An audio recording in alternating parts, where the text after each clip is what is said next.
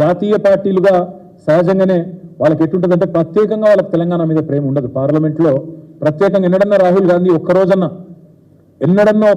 రాహుల్ గాంధీ లేదా తెలంగాణ కాంగ్రెస్ ఎంపీలు ఒక్క పూటనన్న తెలంగాణ గురించి మాట్లాడిన పరిస్థితి ఉన్నదా? ఎప్పుడన్నా ఉంటే ఇంకా కేసీఆర్ గారిని బద్నాం చేయాలనే ప్రయత్నం, తెలంగాణను చిన్నగా చేసి చూపెట్టాలనే ప్రయత్నమే చేసిండ్రు తప్ప రద్దు చేసిన ఐటీఐఆర్ గురించి ప్రశ్నించలేదు, తెలంగాణకు న్యాయబద్ధంగా రావాల్సిన హక్కుల గురించి మాట్లాడలేదు, తెలంగాణకు ఇవి కావాలి అవి రావాలి అని ఎన్నడన్నా రాహుల్ గాంధీ కానీ నరేంద్ర మోడీ గారు కానీ మాట్లాడినరా? ఒక్కసారి గుర్తు తెచ్చుకోండి. పార్లమెంట్లో బీఆర్ఎస్ ఎంపీల దళం లేకపోతే, తెలంగాణ పార్టీకి బలం లేకపోతే తెలంగాణ పలుకుబడి ఢిల్లీలో పడిపోదా? దయచేసి ఆలోచించండి. మన గలం ఉండదు, మన బలం ఉండదు.